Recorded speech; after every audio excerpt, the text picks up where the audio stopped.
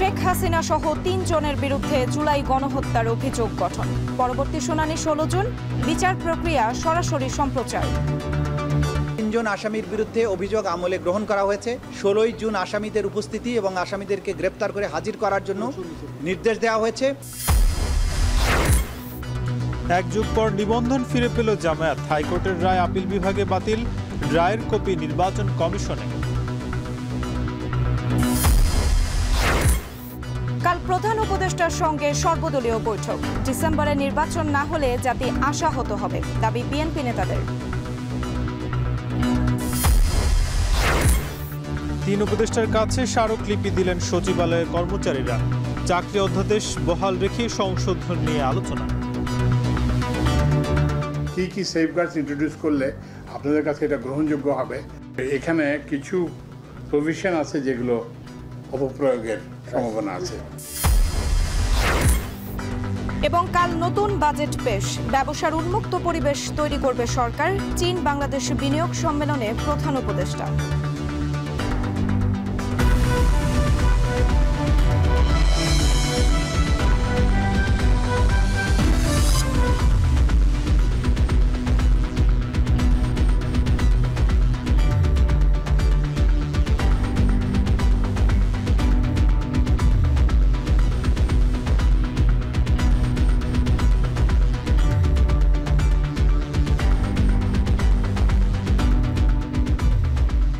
স্বাগত শান্ত বাজারে। পুরো আয়োজন জুড়ে সঙ্গে আছি আমরা দুজন, আমি সুমাই রাত্রি এবং আমি নাজমুস সাকিব। রাত্রি আনুষ্ঠানিক অভিযোগ দাখিলের মধ্য দিয়ে শেখ হাসিনা, আসাদুজ্জামান খান কামাল এবং চৌধুরী আবদুল্লাহ আল মামুনের বিরুদ্ধে জুলাই গণহত্যার বিচার প্রক্রিয়া কিন্তু আজ শুরু হয়েছে এবং দেশের ইতিহাসে প্রথমবার এজলাস কক্ষ থেকে সরাসরি সম্প্রচার করেছে দেশের যে টেলিভিশনগুলো। এবং আদালত অভিযোগ আমলে নিয়ে অভিযোগ গঠনের শুনানির জন্য ১৬ জুন কিন্তু তারিখ নির্ধারণ করেছে। এর মধ্য দিয়ে আসামিদের গ্রেপ্তার করে হাজিরের যে বিষয়টি, সেই নির্দেশনা দেন কিন্তু আদালত। শুনানি শেষ চিফ প্রসিকিউটর তাজুল ইসলাম বলেছেন, এই বিচার অতীতের প্রতিশোধ নয়, ভবিষ্যতের প্রতিজ্ঞা। এ নিয়ে একটি প্রতিবেদন রয়েছে আছার লিমনের, চলুন দেখে আসি। বেলা ১২টার দিকে আন্তর্জাতিক অপরাধ ট্রাইব্যুনালে জুলাই আগস্ট জুড়ে চলা গণহত্যার অভিযোগে সাবেক প্রধানমন্ত্রী শেখ হাসিনা সহ ৩ জনের বিরুদ্ধে ৮৭৪৭ পৃষ্ঠার অভিযোগ দাখিল করেন প্রসিকিউশন টিম। এরপরই জনাকীর্ণ আদালতে শুরু হয় শুনানির কার্যক্রম। ইতিহাসে প্রথমবার এজলাস কক্ষ থেকে সরাসরি সম্প্রচারিত এই শুনানির সাক্ষী হয় দেশের মানুষ। সূচনা বক্তব্যে প্রধান কৌশলী বলেন, এই বিচার অতীতের কোনো প্রতিশোধ নয়, ভবিষ্যতের প্রতিজ্ঞা। অপরাধ সংগঠনের সময় পরে একে একে উপস্থাপন করা হয় ১৩৫ পৃষ্ঠার আনুষ্ঠানিক অভিযোগপত্র। স্বাধীনতা পরবর্তী সময়ে বাকশাল গঠন, ৭৩-এর বিতর্কিত নির্বাচন, স্বাধীনতা পরবর্তী সময়ে বাকশাল গঠন, ৭৩-এর বিতর্কিত নির্বাচন থেকে শুরু করে ২০০৮-এর নির্বাচন পরবর্তী সময়ে আওয়ামী লীগ কী করে ফ্যাসিবাদ কায়েম করেছিল, পর্যায়ক্রমে তা তুলে ধরেন প্রসিকিউটরেরা। বলা হয়, মুক্তিযোদ্ধা এবং রাজাকার শব্দের অপব্যবহার করে ইসলামপন্থী মানুষদের উপর ঘৃণার রাজনীতির চর্চা করেছিল আওয়ামী লীগ। আওয়ামী লীগের শাসনামলে নিরাপত্তা ও গোয়েন্দা সংস্থাগুলোর সহায়তায় রাষ্ট্র সুসংগঠিতভাবে সর্বত্র নজরদারি দমন নীতির প্রাতিষ্ঠানিক রূপ দিয়েছে। এরপর ট্রাইব্যুনালের কাছে তুলে ধরা হয় সাবেক প্রধানমন্ত্রী শেখ হাসিনা, সাবেক স্বরাষ্ট্রমন্ত্রী আসাদুজ্জামান খান কামাল এবং সাবেক পুলিশ প্রধানের বিরুদ্ধে আনিত ৫টি সুস্পষ্ট অভিযোগ। বলা হয়, গেল বছরের ১৪ জুলাই গণভবনের সংবাদ সম্মেলনে উস্কানিমূলক বক্তব্য দিয়ে শেখ হাসিনা নিরীহ ছাত্র জনতাকে হত্যা ও আক্রমণের জন্য আইনশৃঙ্খলা রক্ষা বাহিনীর সদস্য এবং আওয়ামী লীগের সন্ত্রাসীদের প্ররোচিত করেছিল। সুনির্দিষ্ট ৩, ৪ ও ৫ নং অভিযোগে তুলে ধরা হয় ১৬ জুলাই ২০২৪-এ নিরীহ নিরস্ত্র আন্দোলনকারী আবু সাইদের নির্মম হত্যাকাণ্ড। ৫ আগস্টে রাজধানীর চাংখারপুলে শহীদ আনাস সহ ৬ নিরীহ ছাত্র জনতাকে গুলি করে হত্যা এবং আশুলিয়ায় থানার অভ্যন্তরে ৬ ছাত্র জনতাকে গুলি করে জীবিত ও মৃত অবস্থায় আগুনে পুড়িয়ে দেবার ঘটনাগুলো। গ্যাং অফ 4 হিসাবে ওবায়দুল কাদের, আসাদুজ্জামান খান কামাল, সালমান এফ রহমান, আনিসুল হকের নির্দেশনা, পরিকল্পনা ও উস্কানিতে সারা দেশে কিভাবে নির্মম হত্যাযজ্ঞ চলেছে তা উল্লেখ করা হয়। শিক্ষার্থীদের উপর চালানো গুলিতে অন্তত 18 জন গুলিবিদ্ধ হয়ে হাসপাতালে ভর্তি হন। জব্দ তালিকা এবং দালিলিক প্রমাণ মোট 8 খণ্ডে 4005 পৃষ্ঠা।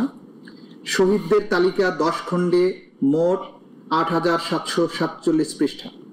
আনুষ্ঠানিক অভিযোগে আরও বলা হয়, রাজনৈতিক সিদ্ধান্তে আওয়ামী লীগ, যুবলীগ, ছাত্রলীগ ও ১৪ দল যেই মানবতা বিরোধী অপরাধ করেছে তা সন্ত্রাসী সংগঠন হিসেবে গণ্য করার শামিল।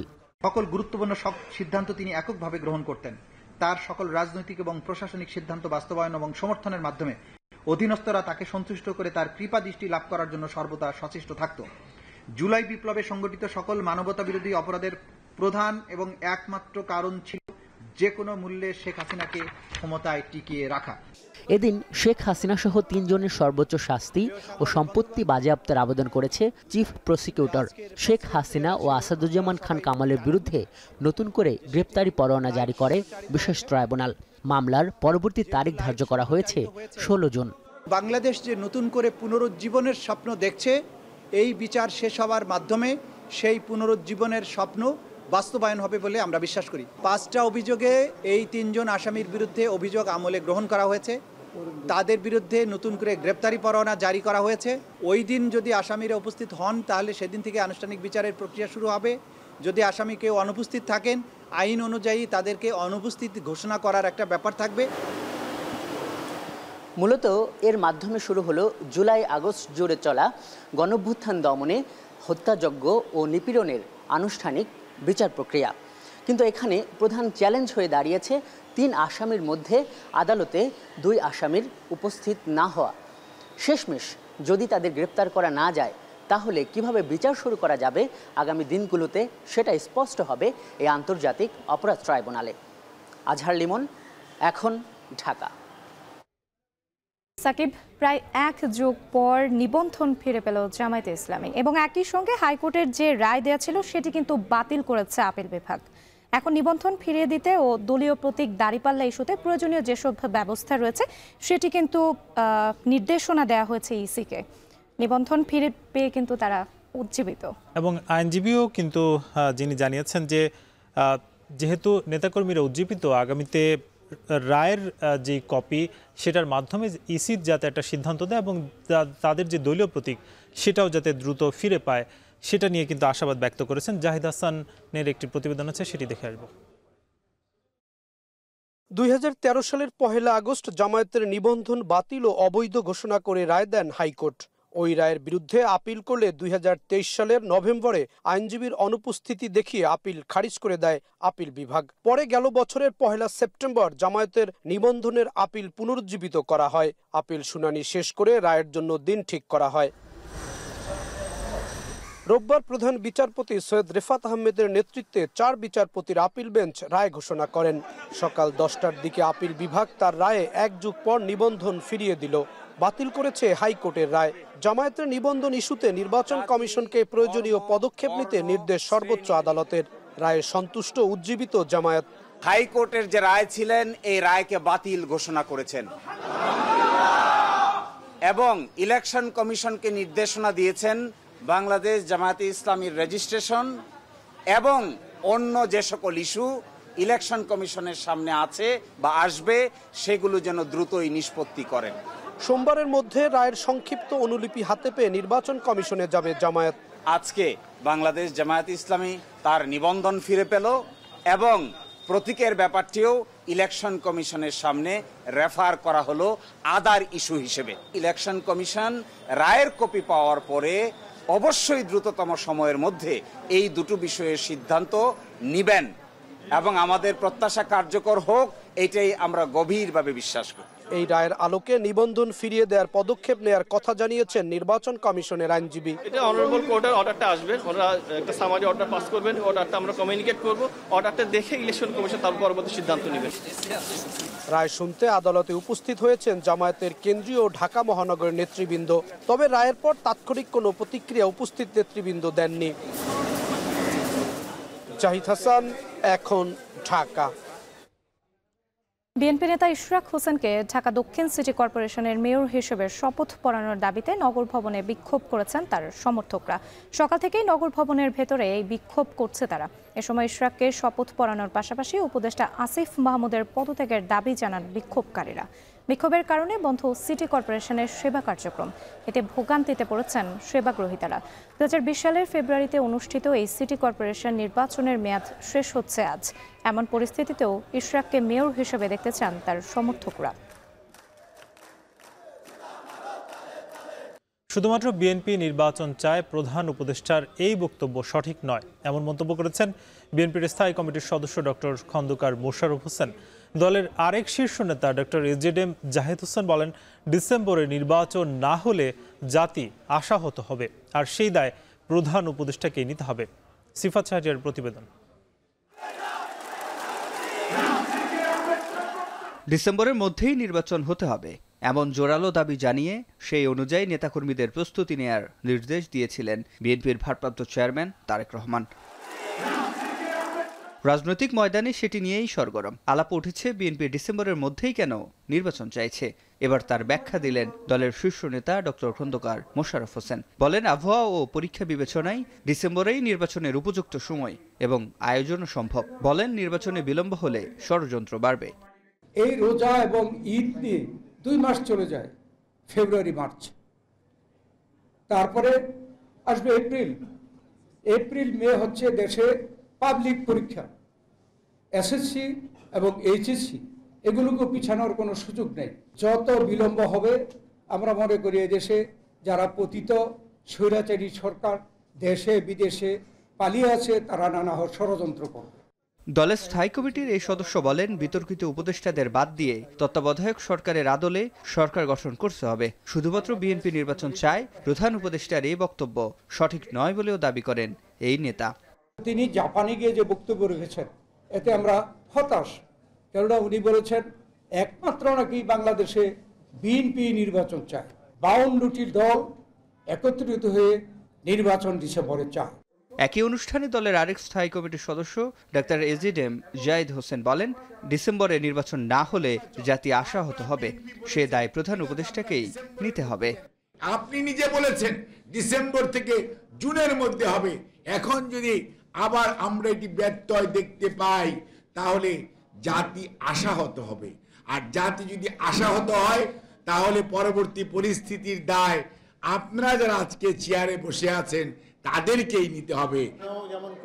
জাতীয় প্রেস ক্লাবে দলের প্রতিষ্ঠাতা জিয়াউর রহমানের মৃত্যুবার্ষিকী উপলক্ষে আরেক অনুষ্ঠানে হাফিজ উদ্দিন আহমেদ বলেন, সংস্কার করবে নির্বাচিত সরকার। সংস্কারের অজুহাতে নির্বাচন বিলম্বিত না করার আহ্বান জানান তিনি। সংস্কার হবে, নির্বাচিত পার্লামেন্ট করবে, দ্রুত নির্বাচন দেন, জনগণের নির্বাচিত প্রতিনিধিরা এই দেশে সকল সংস্কার করবে। একটি সংস্কার খুবই প্রয়োজন ছিল, তত্ত্বাবধায়ক সরকারের অধীনে নির্বাচন, সেটিতে সব রাজনৈতিক দল একমত হয়েছে, এটি প্রধান সংস্কার হয়ে গিয়েছে। এরপরে যদি প্রয়োজন বিচার চালান, আপনারা চালু করেন, যে সরকার নির্বাচিত হয়ে আসবে আগামী নির্বাচনে তারা এই মাফিয়া সরকারের যত রকম চেলা চামুন্ড, তাদের খুন গুম জালিয়াতি অর্থ পাচার সবকিছুর বিচার করা হবে। এ সময় বিদেশি আগ্রাসন রুখে দিতে সবাইকে ঐক্যবদ্ধ থাকার আহ্বান জানান। সিফাত শাহরিয়ার, এখন ঢাকা। সব রাজনৈতিক দলগুলোর সাথে আলোচনা শেষে জুলাই ঘোষণাপত্র দেয়া হবে বলে জানিয়েছেন প্রধান উপদেষ্টার উপ প্রেস সচিব মোহাম্মদ আবুল কালাম আজাদ মজুমদার। দুপুরে ফরেন সার্ভিস একাডেমিতে সংবাদ সম্মেলনে এ কথা জানান তিনি। এ সময় প্রধান উপদেষ্টার প্রেস সচিব শফিকুল আলম বলেন, অন্তর্বর্তী সরকারের পাশে থাকার প্রতিশ্রুতি দিয়েছেন জাপানের প্রধানমন্ত্রী। জাপান সফরে বিনিয়োগের আশ্বাস মিলেছে জানিয়ে 5 বছরে বাংলাদেশ থেকে 1 লাখ জনশক্তি রপ্তানির আশা করেন প্রেস সচিব। মাননীয় প্রধান উপদেষ্টা এই আলোচনার উদ্বোধন করবেন। আলোচনাটা এই ফরেন সার্ভিস একাডেমিতে শুরু হবে। সেখানে সংস্কার প্রক্রিয়ার সাথে সংশ্লিষ্ট সব রাজনৈতিক দলের প্রতিনিধি দলকে আমন্ত্রণ জানানো হয়েছে। আমরা আশা করছি যে এই দ্বিতীয় দফা যে আলোচনা, যেটা আগামীকাল থেকে শুরু হচ্ছে, এটা খুব শিগগিরই শেষ হবে এবং এই আলোচনাটা শেষেই ওনারা জুলাই চার্টার যেটা নিয়ে কাজ করা হচ্ছে সেই বিষয়ে একটা সুস্পষ্ট ঘোষণা দিতে পারবেন। যে ম্যান পাওয়ারের যে মার্কেট, সেটা আমরা মনে করছি যে এই সফরের পরে এটা নতুন দুয়ার আমাদের জন্য খুলল। এটার জন্য কিছু এগ্রিমেন্ট হয়েছে এবং আমরা আশা করছি, এবং জাপানিজ কোম্পানিগুলো যারা আমাদের সাথে সেই একটা এই সংক্রান্ত একটা সেমিনার হয়েছে, সেখানে জাপানিজ কোম্পানিগুলো জানিয়েছে যে তারা আগামী 5 বছরে বাংলাদেশ থেকে 1 লক্ষ লোক নিতে চায়। কোরবানি ঘিরে গবাদি পশুর রাজধানী সিরাজগঞ্জে বিপুল পরিমাণ পশু প্রস্তুত করা হয়েছে। পশু কেনাবেচার জন্য জেলার 9 উপজেলায় 47টি হাট বসছে। লেনদেনে চাঙ্গা হচ্ছে জেলার গ্রামীণ অর্থনীতি। রিফাত রহমানের প্রতিবেদন, ছবি তুলেছেন ইমরান শেখ। কোরবানি ঈদ ঘিরে আশার আলো দেখছেন সিরাজগঞ্জের প্রান্তিক খামারিরা। চলতি বছর জেলায় কোরবানির জন্য প্রস্তুত 6.5 লাখ গবাদি পশু, এর মধ্যে বেশিরভাগ চরাঞ্চলের। যমুনার বান্তিয়ার চরের গৃহিণী শারমিন আক্তার পালন করেছেন 2টি ষাঁড়। বাজার ভালো থাকলে গরু দুটি 5 লাখ টাকায় বিক্রির আশা। একই এলাকার আশরাফ আলী পালন করেছেন 8টি ষাঁড় গরু। 2,55,000 টাকা দিয়ে কিনছি। আল্লাহ আশা আছে যে 5 লাখ টাকা বেচলে পারে আবার সামনেবার আরো কেনা যাইব বেশি করে। প্রতি বছরই মনে করেন 5টা 6টা 7টা 10টাও থাকে। আমার এই বছর মনে করেন 8টা আছে। এই 8টা গরুতে আমার তো বিক্রির আশা আছে যে 16 লাখ টাকা। আল্লাহ কি বাঁচালে। প্রাণী সম্পদ অফিসের তথ্য বলছে, এবারের ঈদে শাহজাদপুরের এই সনাতনী চর থেকে প্রায় 200 কোটি টাকার পশু যাবে ঢাকা সহ দেশের বিভিন্ন জেলায়, যা চাঙ্গা করবে এসব চরাঞ্চলের গ্রামীণ অর্থনীতি। চরাঞ্চলের প্রান্তিক কৃষকদের পাশাপাশি শাহজাদপুর উপজেলার খামারিরা প্রস্তুত করেছেন প্রায় 77,000 ষাঁড়। জেলা জুড়ে আরও ছোট বড় মিলিয়ে 18,000-এর বেশি খামারে 1,87,000 গরু ও মহিষ পালন হয়েছে। একই সঙ্গে 4.5 লাখ ছাগল এবং ভেড়া প্রস্তুত করেছেন খামারিরা। ব্যবসা কোনো বছর ভালো হয়, কোনো বছর মনে করেন সমান হয়। 5টা 6 টাকার পালি হয়, এক বছর 3টা পালি হয়তো লিয়া টাকা বিক্রি করি। এক একটা গরু দেখা যায় যে 50,000 বা 20 থেকে 30,000 এরকম লাভ হয়। সারা বছর নয় ওই একটা গরু পালি বেঁচে কিনে আমরা হেতা ঈদের মধ্যে শোধ করি, পোলাপান নিয়ে খাই। প্রাণী সম্পদ কর্মকর্তা বলছেন, চরাঞ্চলের খামারিরা পশুপালন করে নিজেরাই শুধু স্বাবলম্বী হচ্ছে না, গতিশীল হচ্ছে দেশের অর্থনীতি। চরাঞ্চলের অর্থনীতির মূল চালিকা শক্তি হলো গবাদি প্রাণী লালন পালন। তো আমাদের আশা করি যে তারা যেভাবে আমাদের দেশের জন্য অর্থনীতিতে অবদান রাখছে, এখন আমরা সরকারিভাবে যেন তাদের পাশে দাঁড়াতে পারি। কোরবানির পশু কেনা বেচার জন্য জেলার 9 উপজেলায় হাট বসছে 47টি। প্রতিটি হাটে কেনা বেচা হচ্ছে 2 থেকে 3 কোটি টাকার পশু। সব মিলিয়ে কোরবানি ঘিরে জেলায় অন্তত 5,000 কোটি টাকার লেনদেনের আশা প্রাণী সম্পদ বিভাগের। রিফাত রহমান, এখন সিরাজগঞ্জ। বাংলাদেশকে ম্যানুফ্যাকচারিং হাব হিসেবে গড়ে তুলতে চীনা ব্যবসায়ীদের বিনিয়োগের আহ্বান জানিয়েছেন প্রধান উপদেষ্টা ডক্টর মোহাম্মদ ইউনূস। তিনি বলেন, চীনের বৃহৎ বিনিয়োগ বাংলাদেশের অর্থনীতির গেম চেঞ্জার হতে পারে। বিশাল তরুণ এই জনগোষ্ঠীকে কাজে লাগাতে চীনা ব্যবসায়ীদের প্রতি আহ্বান জানান প্রধান উপদেষ্টা। আর জানাচ্ছেন হাসিব বিল্লাহ। প্রধান উপদেষ্টার সদ্য সমাপ্ত চীন সফর ও এপ্রিলে অনুষ্ঠিত বিনিয়োগ সম্মেলনের পর এবার বিশ্ব বাণিজ্য অর্থনীতিতে অন্যতম শীর্ষ দেশ চীনের ব্যবসায়ীরা বাংলাদেশ সফরে। রোববার বাংলাদেশ বিনিয়োগ উন্নয়ন কর্তৃপক্ষ বিডা আয়োজিত দিনব্যাপী চীন বাংলাদেশ বিনিয়োগ ও বাণিজ্য সম্মেলনে অংশ নেয় চীনের 100 কোম্পানির 250 জন প্রতিনিধি, যেখানে ফরচুন তালিকাভুক্ত প্রতিষ্ঠানের শীর্ষ কর্মকর্তাদের পাশাপাশি যোগ দেন চীনের 4টি শীর্ষ বাণিজ্য সংগঠনের প্রতিনিধিরাও। বিডার নির্বাহী চেয়ারম্যানের সঞ্চালনায় সম্মেলনে চীন বাংলাদেশের সম্ভাবনা নিয়ে বক্তব্য দেন 2 দেশের শীর্ষ ব্যবসায়ীরা। কথা বলেন বাংলাদেশে নিযুক্ত চীনের রাষ্ট্রদূত ইয়া ওয়েন এবং দেশটির বাণিজ্য মন্ত্রী ওয়াং ওয়েনতাও। সম্মেলনের উদ্বোধন করে প্রধান উপদেষ্টা চীনা বিনিয়োগকারীদের উদ্দেশ্যে বলেন, বাংলাদেশে পাট, তৈরি পোশাক, জ্বালানি, কৃষি, তথ্য প্রযুক্তি সম্ভাবনাময় শিল্প। এছাড়া মোট জনশক্তির অর্ধেকের বয়স 30 বছরের নিচে। এই তরুণরা কাজে যোগ দিতে প্রস্তুত।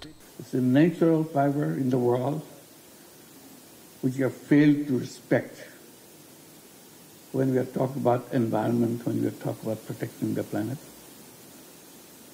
So together we can make a wonderful start of June. I invite you to explore the extensive opportunities that Bangladesh offers. Our sectors are ripe for investment and collaboration. সম্মেলনে গণঅভ্যুত্থানের প্রেক্ষাপট তুলে ধরেন ডক্টর মোহাম্মদ ইউনূস। এ সময় বাংলাদেশে ইতিহাসের অংশ হিসাবে বিনিয়োগ করতে চীনা ব্যবসায়ীদের আহ্বান জানান অন্তর্বর্তী সরকার প্রধান। For many years, Bangladesh has been touted as a strategic location at the heart of South Asia.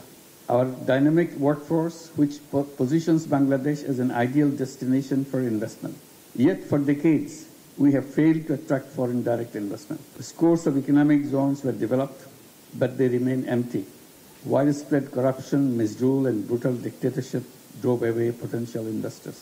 The July uprising, led by hundreds of thousands of young people, brought an end to those days.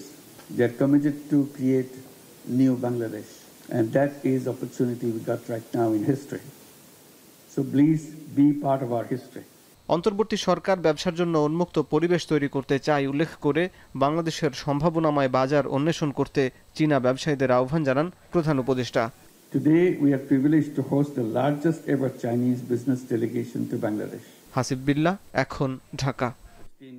রাত্রি, বর্তমানে তো সংসদ নেই, তাহলে এই যে budget নিয়ে আলোচনা সমালোচনা নানা ধরনের বিষয়াদি হয়, সেটা আসলে কিভাবে হবে সেটা নিয়ে কিন্তু বড় প্রশ্ন উঠেছে। এবং অর্থনীতিবিদরা কিন্তু এর জন্য পরামর্শ দিচ্ছেন যে রাজনৈতিক দল কিংবা রাজনীতিবিদ যারা আছেন তাদের সঙ্গে যদি আলোচনার ভিত্তিতে এগোনো যায়, তাহলেই এই যে অধ্যাদেশের পথে হাঁটবে কিন্তু সরকার। এই যে নতুন বাজেটের যে আকার, সেটি কিন্তু হতে পারে এবার 7,90,000 কোটি টাকা। এবং একই সাথে বিশ্লেষকরাও কিন্তু বলছেন যৌক্তিক রাজস্ব পরিকল্পনা এবং বাজেটের ব্যবস্থাপনায় ভারসাম্য রক্ষাই কিন্তু এবার সবচেয়ে বড় চ্যালেঞ্জ। এ নিয়ে একটি প্রতিবেদন রয়েছে বেলায়েত হোসেনের, চলুন দেখে আসি।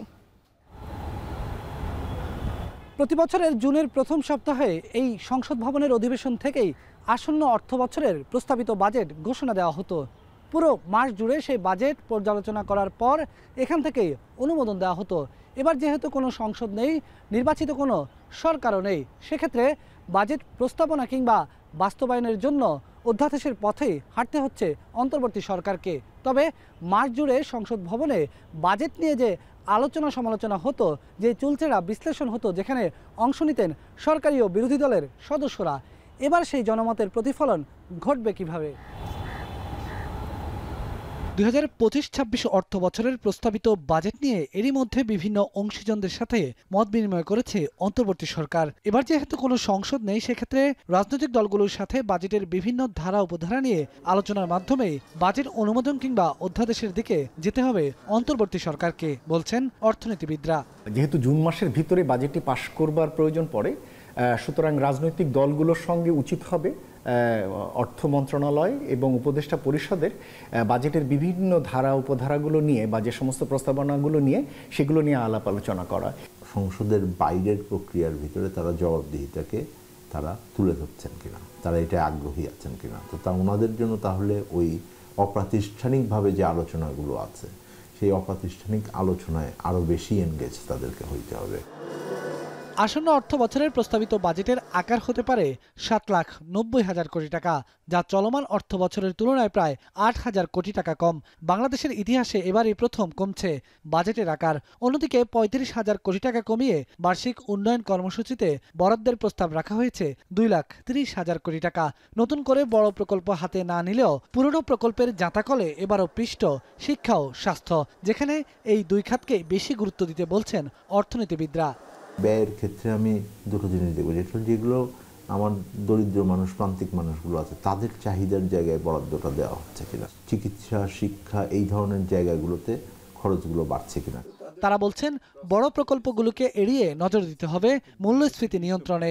স্বাস্থ্য শিক্ষার পাশাপাশি অনেক বেশি গুরুত্ব দিতে হবে সামাজিক সুরক্ষা খাতকে। শিক্ষা, স্বাস্থ্য, সামাজিক সুরক্ষা, এই তিনটাকে আমরা যদি বাড়াতে চাই, তাহলে এক হতে পারে যে বর্তমানে যে সম্পদ আছে এখানে পুনর্বন্টন করতে হবে।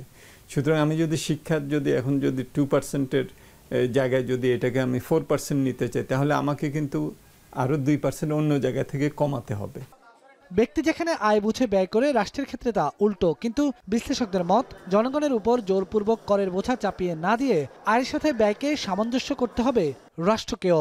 সেক্ষেত্রে কর ব্যবস্থাপনায় সুশাসন প্রতিষ্ঠা অন্তর্বর্তী সরকারের উপর অন্যতম সংস্কারের দাবি বলেও মনে করেন অর্থনীতিবিদরা। রাজস্ব আদায়ের দিক থেকে তো আমরা আশা করব যে এবার সাধারণ মানুষের জন্য যে অপ্রত্যক্ষ যে কর আছে, এটাকে না বাড়িয়ে প্রত্যক্ষ কর কিভাবে আমরা ভিত্তি আমরা সম্প্রসারণ করতে পারি, এখানে যে লিকেজ আছে লিকেজটা কিভাবে আমরা কমাতে পারি, এই দিকটাতে নজর রাখা হবে। সরকারের উচিত রাজস্বের সাথে বিবেচনা করেই বা ঋণ বিবেচনা করেই কেবলমাত্র সরকারের ব্যয়ের কাঠামোটি করা। দুর্ভাগ্যজনকভাবে বাজেটটি সম্ভবত উল্টোভাবে প্রণয়ন হতো, অর্থাৎ ব্যয়টি ঠিক করে পরে আয়ের বিষয়টি ঠিক হতো, ফলে বিভিন্ন ধরনের সূচকে আমরা অসামঞ্জস্য দেখতাম। বিশ্লেষকরা বলছেন বাজেটের ঘাটতি কতটুকু দূর করা যায় সে বিষয়ে চেষ্টা থাকতে হবে সরকারের, পাশাপাশি নজর দিতে হবে বিনিয়োগ বান্ধব উন্মুক্ত শ্রমবাজারের নতুন এক বাংলাদেশের দিকে। বাজেটের বিভিন্ন প্রস্তাবনা নিয়ে আলাপ। বেলায়েত হোসাইন, এখন, ঢাকা। সরকারি চাকরি অধ্যাদেশ বাতিলের দাবিতে পূর্ব ঘোষিত কর্মসূচির অংশ হিসেবে ৩ জন উপদেষ্টার কাছে স্মারকলিপি দিয়েছেন সচিবালয় কর্মকর্তা কর্মচারী ঐক্য ফোরাম। কর্মচারীদের দাবির বিষয়টি উপদেষ্টা পরিষদে আলোচনা করে সিদ্ধান্ত নেওয়া হবে বলে জানিয়েছেন পরিবেশ উপদেষ্টা রিজওয়ানা হাসান। মুজাহিদ শুভ জানাবেন বিস্তারিত। প্রায় ১.৫ সপ্তাহ ধরে সরকারি চাকরি অধ্যাদেশ বাতিলের দাবিতে বিক্ষোভ মিছিল চলছে সচিবালয়ে। রোববার সকালে আবারও সচিবালয়ের বাদামতলায় জড়ো হন সচিবালয় কর্মচারী ঐক্য ফোরামের নেতাকর্মীরা। পূর্ব ঘোষণা অনুযায়ী এবার ৩ জন উপদেষ্টার কাছে স্মারকলিপি হাতে দেখা করেছেন সচিবালয় কর্মচারী ঐক্য ফোরামের নেতাকর্মীরা। বন, পরিবেশ, ভূমি ও বিদ্যুৎ জ্বালানি মন্ত্রণালয়ের উপদেষ্টার কাছে যে স্মারকলিপি পড়ে শোনান আন্দোলনকারীরা। দাবি একটাই, অবৈধ কালো আইন বাতিল করতে হবে। কঠোর কর্মসূচির মধ্যে যাব এবং এই আইন বাতিল করব আমাদের রক্তবিন্দু থাকা পর্যন্ত, বিন্দু পরিমাণ রক্ত থাকা পর্যন্ত আমরা এই আইন মেনে নেব না। পরিবর্তন এইগুলিতে আমরা যেতে চাই না। আমরা চাই এই আইনটা সম্পূর্ণরূপে বাতিল করা হবে। প্রায় ৪৬ বছর পূর্বে সামরিক শাসন আমলের মার্শাল অর্ডিন্যান্সটি এই সরকার আমলে পুনরুজ্জীবিত করায় দেশের প্রায় ১৮ লক্ষ কর্মচারী দারুণভাবে ব্যথিত, মর্মাহত ও ক্ষুব্ধ। স্মারকলিপি গ্রহণের পর ভূমি মন্ত্রণালয়ের উপদেষ্টা আলী ইমাম মজুমদার বলেন, যে কোনো অধ্যাদেশ সংশোধন বা বাতিলের সিদ্ধান্ত কোনো একক উপদেষ্টার নয়। অন্যদিকে বিদ্যুৎ ও জ্বালানি উপদেষ্টা ফাউজুল কবির খান বলেছেন, অধ্যাদেশ বাতিল নয়, বহাল রেখেই সংশোধনের বিষয়ে চেষ্টা করা হবে। একটা তো হচ্ছে যে এটা বাতিল করতে হবে, এটা একটা পজিশন। আরেকটা পজিশন হতে পারে যে এই যে অধ্যাদেশটার যে অপপ্রয়োগের যে সম্ভাবনা আছে সেগুলোকে অ্যাড্রেস করা যায় কিনা, তো সেটাও আপনারা একটু যদি মাথায় রাখেন তাহলে ভালো হয়। কিন্তু এটাতে যে একটা ডিফেক্ট আছে, ইনহেরেন্ট একটা ডিফেক্ট আছে, সেটা সম্পর্কে কিন্তু আমরা সম্পূর্ণ সচেতন। অধ্যাদেশ করা বা করা এটা একক কোনো উপদেষ্টার ব্যাপার না, এটা উপদেষ্টা পরিষদের ব্যাপার। আমি আশা করব যে আপনারা আইন কানুন মেনে আমরা সচিবালয়ের যে কালচার, দীর্ঘদিনের যে কালচার, মানে সেই কালচার অনুসারে করবেন। সচিবালয়ের কর্ম পরিবেশ আপনারা যথাযথ রাখবেন। কর্মচারীদের দাবির বিষয়টি উপদেষ্টা পরিষদে আলোচনা করে সিদ্ধান্ত নেওয়া হবে বলে জানান পরিবেশ উপদেষ্টা রিজওয়ানা হাসান। সবচেয়ে বড় হচ্ছে দেশের ভাবমূর্তি। দেশটা একটা সুশৃঙ্খলভাবে গড়ে উঠুক, আমরা সকলের পরিসীমা ঠিক করে নিই। আমরা একটা বৃহত্তর পরিসরে এটা অবশ্যই আলোচনা করব এবং আপনাদের সাথে যদি কথা বলার প্রয়োজন হয় আবার বলা হবে, শোনার প্রয়োজন হয় আবার শোনা হবে। 4 ধরনের শৃঙ্খলা ভঙ্গের অপরাধের জন্য বিভাগীয় মামলা ছাড়াই শুধু কারণ দর্শানোর নোটিশ দিয়ে চাকরিচ্যুত করা যাবে এমন বিধান রেখে গত 25 মে সরকারি চাকরি অধ্যাদেশ জারি করে অন্তর্বর্তী সরকার। মুজাহিদ শুভ, এখন, ঢাকা। ডাক বিভাগের মুঠোফোনে আর্থিক সেবাদাতা প্রতিষ্ঠান নগদে গত 2 মাসে বিল ভাউচারের মাধ্যমে প্রায় 150 কোটি টাকা তছরূপের অভিযোগ যাচাই বাছাই শুরু করেছে দুর্নীতি দমন কমিশন। রোববার নগদের প্রধান কার্যালয়ে দুদক অভিযান পরিচালনা করে। এছাড়া সাবেক উপদেষ্টা নাহিদ ইসলামের সাবেক ব্যক্তিগত কর্মকর্তা আতিক মোর্শেদের স্ত্রী জাকিয়া সুলতানা জুয়ের নিয়োগের বিষয়ে অভিযোগের প্রাথমিক সত্যতা পেয়েছে বলে জানিয়েছেন দুদকের সহকারী পরিচালক মোহাম্মদ ইকরাম হোসেন। গালিব ইবনে রিয়াজের প্রতিবেদন। আধিপত্য বিস্তার থেকে শুরু করে টাকা আত্মসাৎ এমন নানান অভিযোগে টালমাটাল ডাক বিভাগের মোবাইল ফাইন্যান্সিয়াল সার্ভিস নগদ। সম্প্রতি বড় অঙ্কের টাকা আত্মসাতের অভিযোগ উঠে আসে গণমাধ্যমে। রোববার দুপুরে প্রতিষ্ঠানটির বনানী কর্পোরেট অফিসে অভিযান চালায় দুর্নীতি দমন কমিশনের 3 সদস্যের একটি দল। দুদক জানায়, গত 2 মাসের বিল ভাউচারের মাধ্যমে প্রায় 150 কোটি টাকার অনিয়মের অভিযোগ পেয়েছেন তারা। ভুয়া বিল ভাউচার বাবদ যে 150 কোটি টাকার যে অর্থ আত্মসাতের অভিযোগটা, এটা এখনও আসলে অনেক কাগজপত্র সংগ্রহ করতে হবে এবং আমরা সেইভাবে চাহিদাপত্র দিয়েছি। সংগ্রহ করে দেন যাচাই বাছাই করে দেন ওটার ব্যাপারে মন্তব্য করা যাবে। এছাড়াও সাবেক উপদেষ্টা নাহিদ ইসলামের সাবেক পিএ আতিক মোর্শেদের স্ত্রী জাকিয়া সুলতানা জুয়ের নিয়োগের বিষয়ে অভিযোগ পেয়ে অভিযানে আসে দুদক। প্রাথমিকভাবে নিয়োগে অনিয়মের সত্যতা পাওয়ার কথা জানিয়েছে দুর্নীতি দমন কমিশন। একজন আইসিটি মন্ত্রণালয়ের একজন বিশেষ সহকারীর ব্যক্তিগত কর্মকর্তা জনাব আতিক মোর্শেদের স্ত্রীর একটা নিয়োগ বিষয়ে অভিযোগ ছিল। প্রাথমিকভাবে স্ত্রীর যে নিয়োগের যে অভিযোগটা ওখানে কিছু সত্যতা পাওয়া গেছে। তবে 150 কোটি টাকা অনিয়মের তথ্য যাচাই বাছাই চলছে বলে জানান দুর্নীতি দমন কমিশনের সহকারী পরিচালক ইমরান হোসেন। গালিব ইবনে রিয়াজ, এখন। কিশোরগঞ্জের কুলিয়ারচরে আইএফআইসি ব্যাংকের একটি সাব ব্রাঞ্চ থেকে অচেতন অবস্থায় ব্যাংকের 6 কর্মকর্তা কর্মচারীকে উদ্ধার করা হয়েছে। রোববার বেলা 11টার দিকে এই ঘটনা ঘটে। হঠাৎ করেই ব্যাংকের ম্যানেজার সহ 4 জন কর্মকর্তা একে একে অজ্ঞান হয়ে পড়েন। কিছুক্ষণ পর একইভাবে অজ্ঞান হয়ে পড়েন 2 জন নিরাপত্তা প্রহরীও। খবর পেয়ে ঘটনাস্থলে পৌঁছে পরিস্থিতি নিয়ন্ত্রণে নেওয়া হয় বলে জানান ভৈরব সার্কেলের সহকারী পুলিশ সুপার। ম্যানেজার শৌমিক জামান খান, কর্মকর্তা কামাল হোসেন সহ সবাইকে অচেতন অবস্থায় উদ্ধার করে হাসপাতালে পাঠায়। প্রথমে কুলিয়ারচর উপজেলা স্বাস্থ্য কমপ্লেক্স, পরে সেখান থেকে বাজিতপুরের ভাগলপুর জহুরুল ইসলাম মেডিকেলে নেওয়া হয়। পুলিশের প্রাথমিক ধারণা, ব্যাংকের ভেতরে কোনো কেমিক্যাল জাতীয় বস্তুর ব্যবহার থেকে তারা অজ্ঞান হয়ে পড়েন। তবে ব্যাংকের ভেতরে থাকা লকার ও মূল্যবান জিনিসপত্র সবই সংরক্ষিত ছিল। চ্যাম্পিয়ন্স লিগে পিএসজির সমর্থকদের বিজয় উদযাপনের সময় ফ্রান্সে 2 জনের প্রাণ গেছে, আহত প্রায় 200 জন। নিহতদের মধ্যে একজন ছুরিকাঘাতে এবং অপরজন স্কুটারে থাকা অবস্থায় গাড়ির ধাক্কায় মারা গেছেন বলে জানিয়েছে ফ্রান্সের স্বরাষ্ট্র মন্ত্রণালয়। শনিবার রাতে খেলার পর প্যারিসের রাস্তায় 5000-এর বেশি পুলিশ নামিয়েও ভক্ত সমর্থকদের উন্মাদনা সামাল দেয়া যায়নি। পরিস্থিতি নিয়ন্ত্রণের বাইরে চলে গেলে কঠোর হয়ে আটক অভিযান শুরু করে পুলিশ। সবশেষ খবর পাওয়া পর্যন্ত 550 জনের বেশি ব্যক্তিকে আটক করা হয়েছে। বাংলাদেশ পাকিস্তান টি-20 সিরিজের খবর। সিরিজের তৃতীয় শেষ ম্যাচে মুখোমুখি হচ্ছে দুদল। মাঠের ক্রিকেটে খেই হারিয়ে ফেলা বাংলাদেশের লক্ষ্য হোয়াইট ওয়াশের লজ্জা এড়ানো। লাহোরে ম্যাচটি শুরু হবে বাংলাদেশ সময় রাত 9টায়। ব্যাটিং, বোলিং, ফিল্ডিংয়ে দিশেহারা বাংলাদেশ দুর্বল আরব আমিরাতের কাছে সিরিজ হারার পর পাকিস্তানের কাছেও টি-20 সিরিজ হেরে বসেছে তারা। শেষ ম্যাচটি লিটন দাসদের জন্য মুখ রক্ষার। এই ম্যাচে 2টি পরিবর্তন নিয়ে নামতে পারে বাংলাদেশ। ইনজুরির কারণে বাদ পড়া শরীফুলের পরিবর্তে অভিষেক হতে পারে পেসার খালেদ আহমেদের। এছাড়া একাদশে দেখা যেতে পারে নাজমুল শান্তকেও। পরিবর্তন আসতে পারে পাকিস্তানের একাদশেও। দলে ফিরতে পারেন নাসিম শাহ।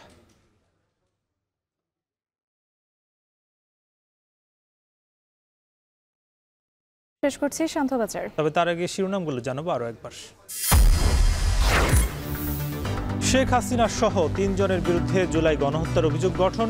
পরবর্তী শুনানি 16 জুন। বিচার প্রক্রিয়ার সরাসরি সম্প্রচার। 3 জন আসামির বিরুদ্ধে অভিযোগ আমলে গ্রহণ করা হয়েছে। 16 জুন আসামিদের উপস্থিতি এবং আসামিদেরকে গ্রেপ্তার করে হাজির করার জন্য নির্দেশ দেওয়া হয়েছে।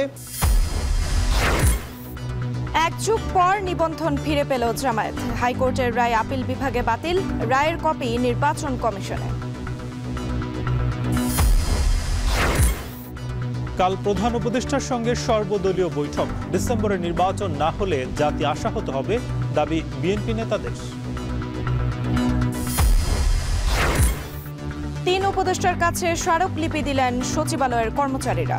চাকরি অধ্যাদেশ বহাল রেখেই সংশোধন নিয়ে আলোচনা। কি সেফগার্ডস ইন্ট্রোডিউস করলে আপনাদের কাছে এটা গ্রহণযোগ্য হবে? এখানে কিছু প্রভিশন আছে যেগুলো অপপ্রয়োগের সম্ভাবনা আছে। কাল নতুন বাজেট পেশ। ব্যবসার উন্মুক্ত পরিবেশ তৈরি করবে সরকার। চীন বাংলাদেশ বিনিয়োগ সম্মেলনে প্রধান উপদেষ্টা।